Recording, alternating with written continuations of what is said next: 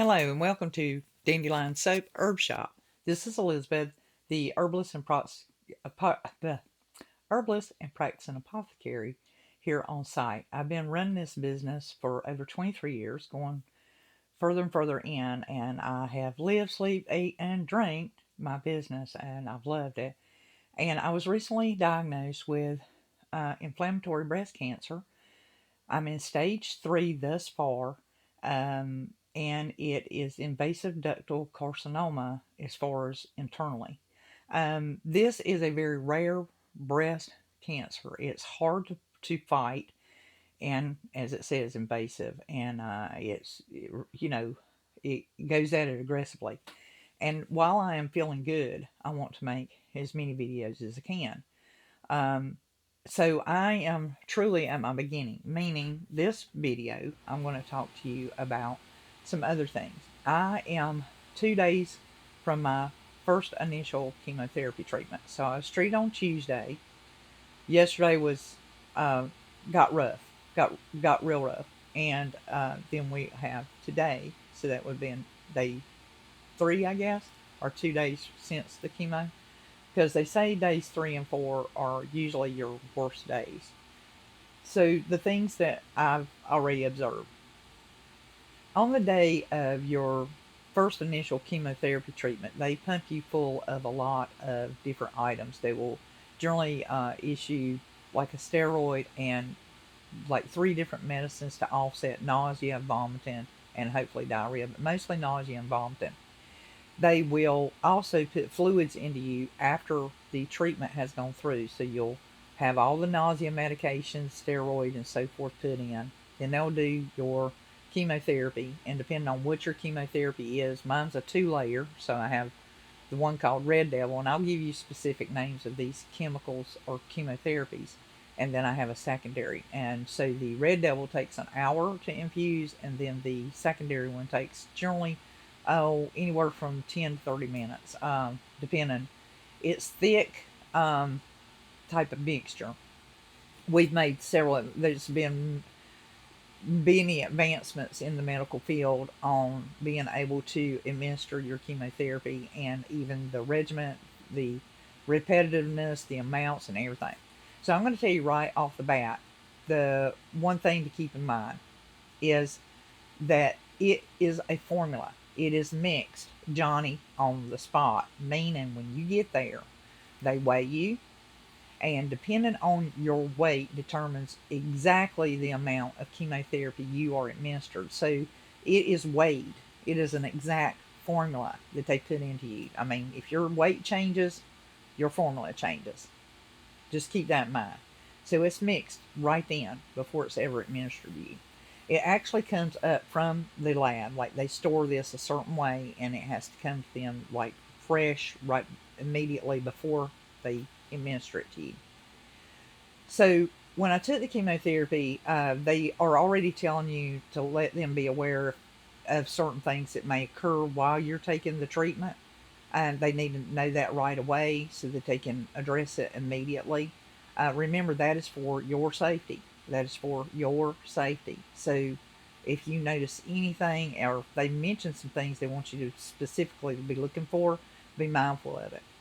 I can say that I did fine. There were times when I did feel my heart speed up. But mind you, I have a catheter that is opening just above my heart. So when it's going in, it's above there. So as that fluid's running kind of quick, you may feel that little flutter. So just pay attention to it for a minute and see how it evens out. And then, of course, you feel that type of palpitation going on. And then just know. But if any other things arise that they've mentioned to you or not normal, make sure they're aware of it as you go along. Now, I left from there, and like I said, they'll pump you full of fluids. A lot of times they'll make you sit for about 30 minutes before they let you leave once they put the fluids in.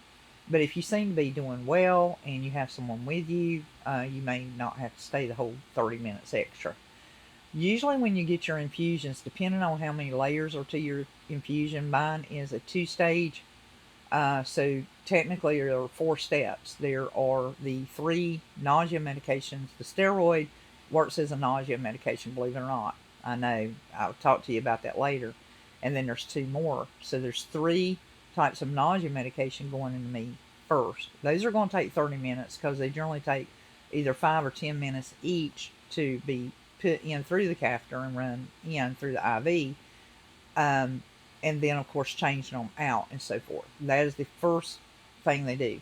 Then they set up the uh, chemotherapy and they administer that. The first one takes an hour.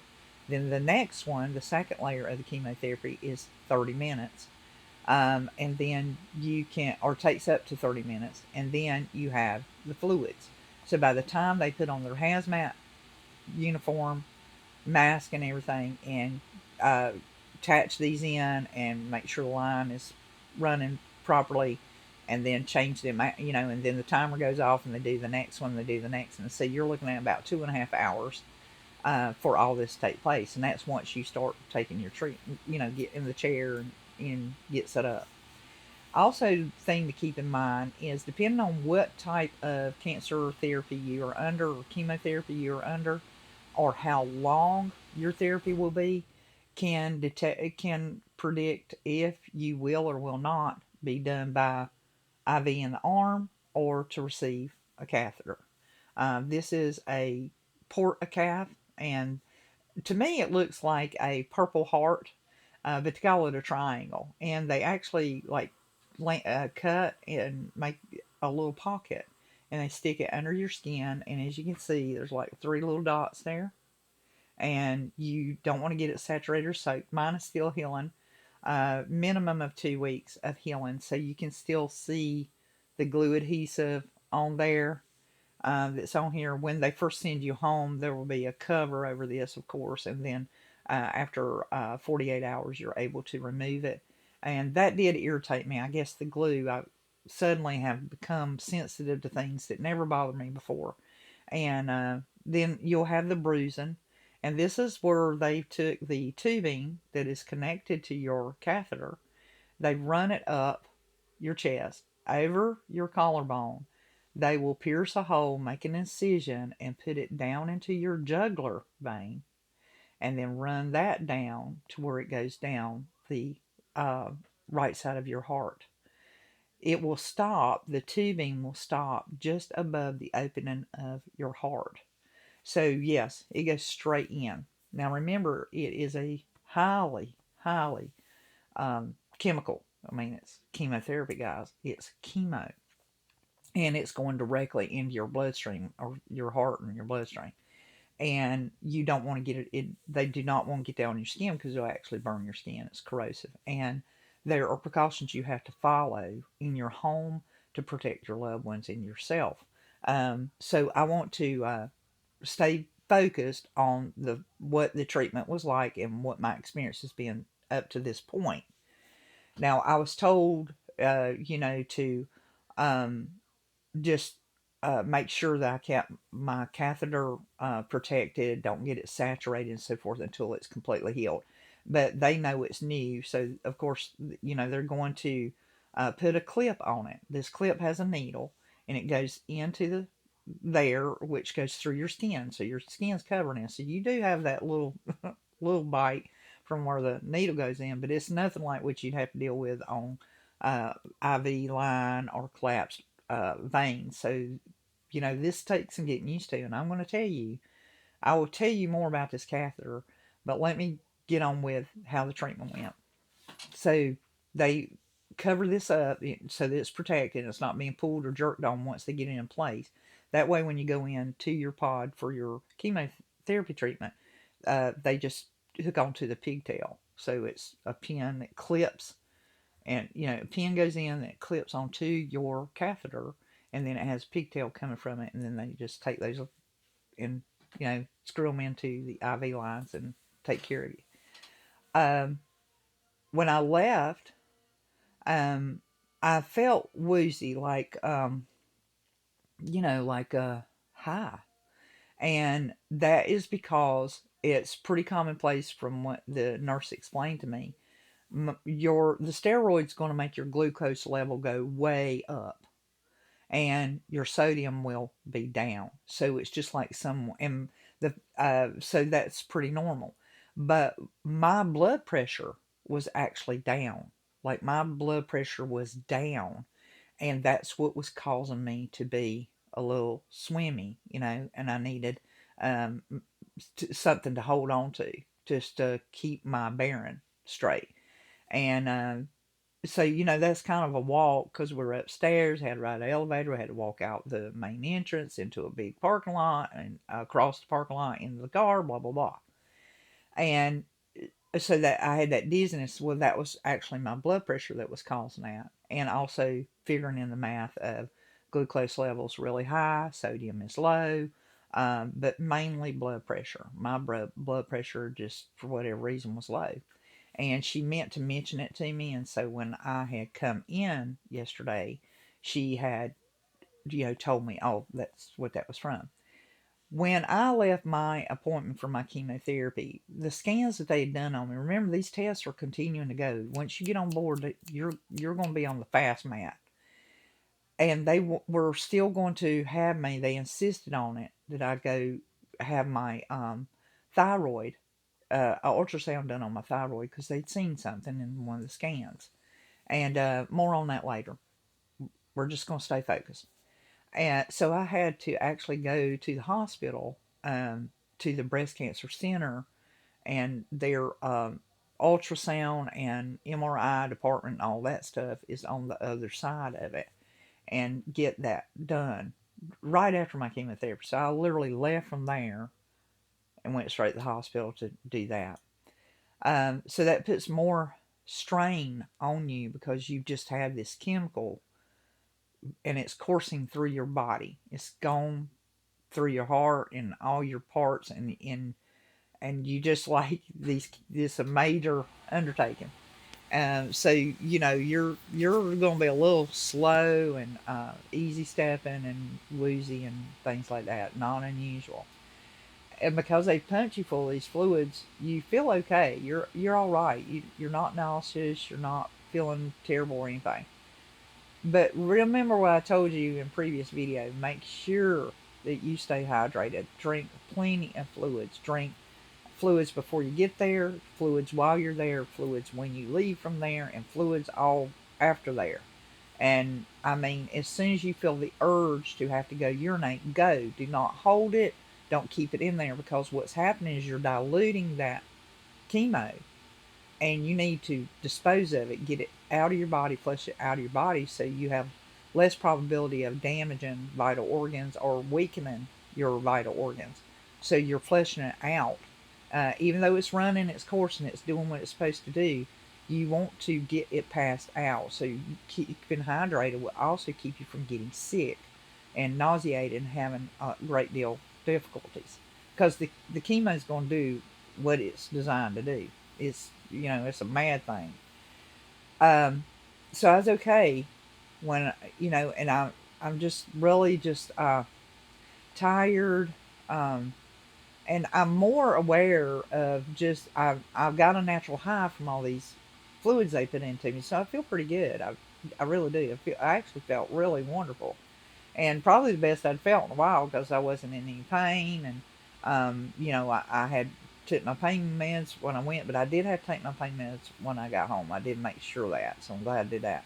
But you're getting these fluids in that high, and making sure you're staying it. So I went ahead and I had eat and those kind, because in my mind I was like, I better eat something, so that I don't.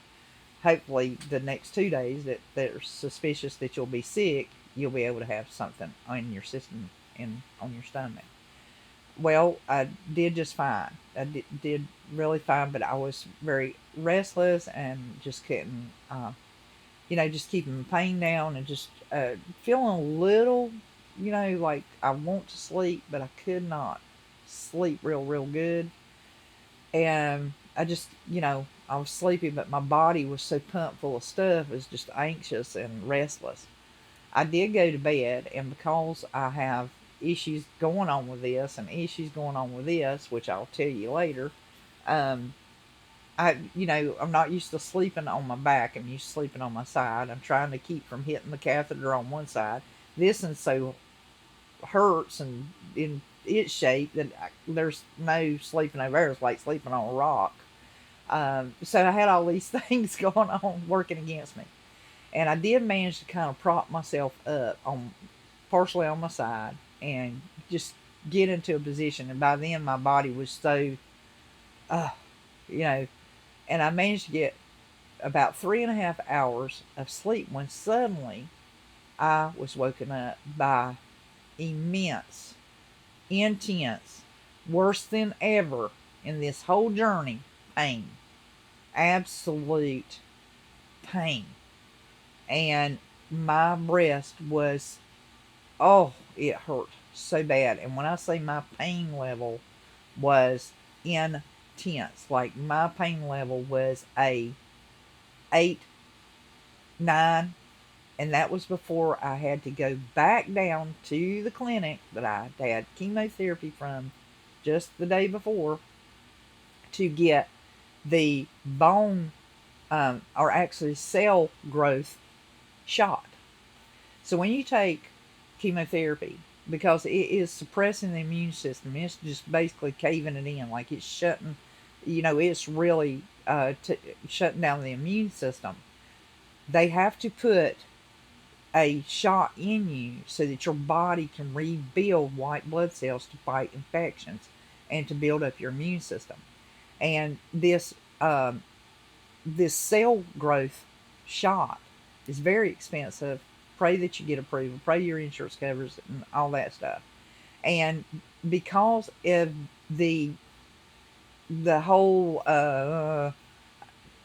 is such a special thing, like it's a unique thing, like it's something that's for bone marrow patients and leukemia. I mean, like this is a big deal. Like some of these shots cost $76,000 for one.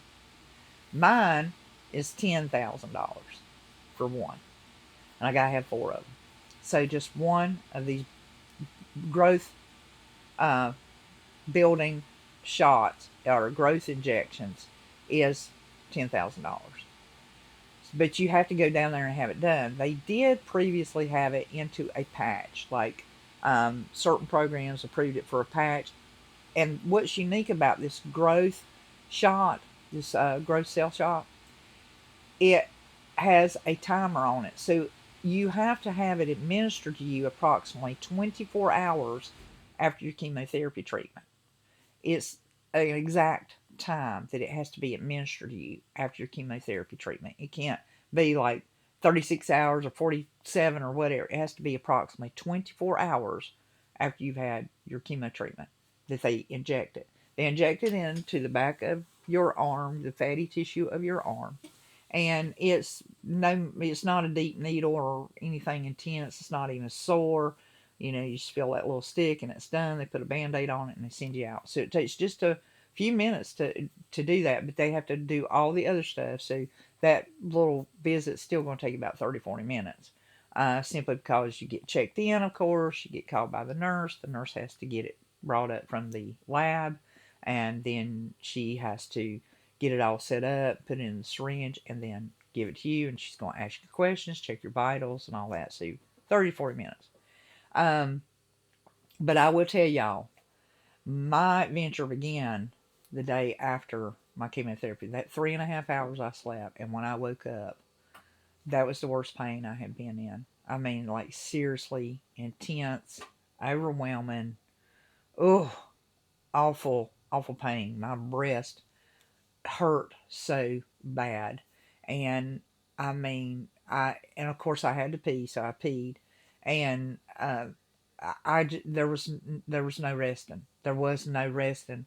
And I'm wanting to get something in me so that I don't get sick and nauseated and that the nauseous medicine don't wear off.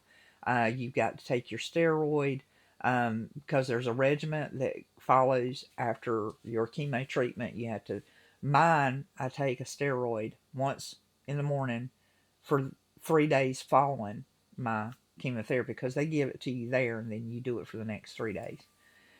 So I want to tell you, that was a rough day. So I had contended my husband and told him I would drive myself down there. Of course, he'd been in contact with me. He'd already messaged me, wanting to know, am I okay? Can I do it? And I said, yes. I said, let me try to do this. I'm going to try to do this. But as time went on and closer to me leaving for my appointment, my my pain just was not calming down, guys. It just wasn't. I done took the Tylenol, which is really the only thing you can get away with taking when you're on chemotherapy, because you don't want to thin your blood or affect your heart. So all other pain medicines either affect your blood platelets or thin your blood or affect your heart. And those are no, no, and no. Or they interfere with your actual treatment. So really the only medication that's out there that's over the counter that you can take is Tylenol. And I am insistent on not taking anything that's an addictive or an opioid or anything like that. I'm determined to try and get through this without having to do any of that, because it's enough that's going in, don't you think? And just anything I can do to avoid that. It's always been my motto anyway. But I will tell you, that was yesterday was my worst day yet. I was halfway nauseated, but not bad because I was keeping hydrated. Remember when I told you stay hydrated? I was drinking everything, and by the time my husband arrived home, he had bought me Gatorade. I'm not a Gatorade drinker, y'all. That's just not my thing. I'm a coffee drinker, like big time coffee drinker. Lemonade, cheerwine, and that's seldom. If I drink a soft drink, it's going to be seldom. It takes me 2 or 3 days to drink one soft drink. Because I'll open the bottle and I'll put a little in a glass and I'll drink that. And then the next day I might have some of it the next day. In other words, mine's flat more than it is fizz, because I drink coffee and I just try to stay next to natural. And I just enjoy having my coffee. It suits me, it contents me, or having lemonade or something like that. Herbal teas are always good for you, though. If you do your herbal teas, do your herbal teas. I've just been lazy. But nonetheless, but that was a bad day. I really didn't know. I questioned it because one, I was still dizzy, woozy, and I had to drive a pretty good ways, about a 40-minute drive commute, and then do the appointment. And I'm fighting the pain. I'm trying to get that pain under control and just bear it. Took the Tylenol and drive myself back, and then just I hadn't had much to eat. I ate 2 pieces of dry toast, and then I actually took some cheese crackers with me. And the whole time I'm thinking, I need protein. I need protein. I need protein. So as soon as I got back home from the appointment, I literally opened up a uh, can of chicken breast meat. And we usually use that for like tossed salads, or we'll put it into casseroles or certain dishes and things. Maybe even make us some upper quesadillas or something. And it's just a quick, easy way to do it. But I opened that can, and guys, I look like some kind of starving animal. I'm literally taking a spoon and I'm eating that straight out of the can. It's just eating that and trying to get some more Tylenol in me. Use the bathroom and get the animals situated and get me some drink in me and get hydrated. So it was kind of wild. And so yesterday was a rough day for me. And my energy level, fatigue, was immense. A lot of the chemo followed going on too, but I guess I was just delirious from the pain mostly. And then just trying to get that under control, and then just try to get something in my stomach, anything in my stomach to make me feel better. And it literally took me hours to overcome that. So it was it was just getting in a bad way, it was um, getting in a bad way. Nonetheless, though, it worked out and I got through it. So I was still sitting up at somewhere around 5 o'clock this morning, 5:30, when my husband got up. He wanted to know what I was doing. I said, "Well, I'm in pain and just trying to get it under control. I'm very sleepy, and I'm riding it out to where I could take more pain medicine, so that way I could lay down." And that's literally what I did. I took more pain medicine and I laid back down. When he left, I told him bye, and I literally just crawled into bed after taking Tylenol and went to sleep. and I actually slept. And when I woke up, I felt better. I felt good, and I just knew I kept that planning in my mind. If my bladder was full, respond to it immediately. So I do that anyway. But got up and peed. I went and laid down. I slept another couple of hours, and so between the two intervals, I ended up, if I counted it correctly, I got somewhere around 5.5 hours of sleep, or four and a half hours. No, 5.5 hours of sleep, and that's pretty good in consideration of what I've been going through. And so I was needed that, and it was good for me. And I did have pain, not as intense though, not as bad, just like a little knock at the door per se. It was a little bit of pain knocking there. It's intense when you do feel the knock, but it wasn't like the day before. So of course, first thing I'm thinking is get up and get the pain medicine in there and try to eat something and get some food.